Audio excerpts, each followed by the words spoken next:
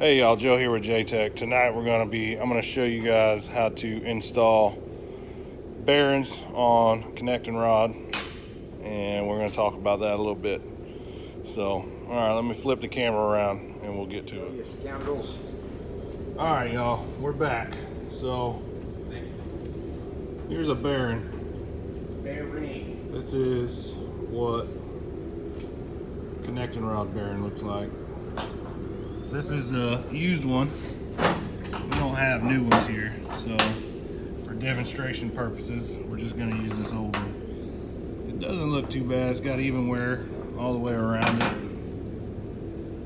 So these are the factory bearings. I don't know how many miles this motor has on it, but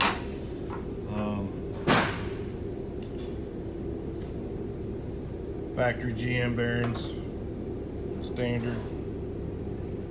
Hasn't been punched out yet. Hasn't had any major damage that I know of anyway.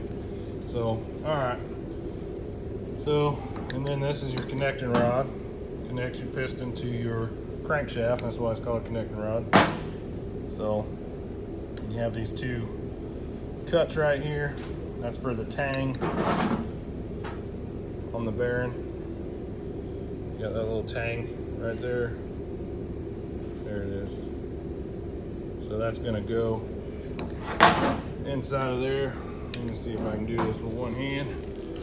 So he's just gonna kind of sit it in there. Just sit it in there and just kind of slide it around in place. Like that. And then do the same thing on the other side. On the cap, make sure you line up your tang. So just sit it in there.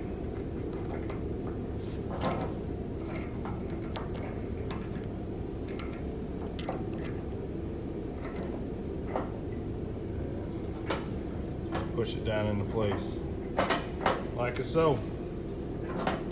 And then that bad boy's ready to go back in to the engine. So that'll be the next video. We're gonna install a piston. All right, thanks for watching. See you later.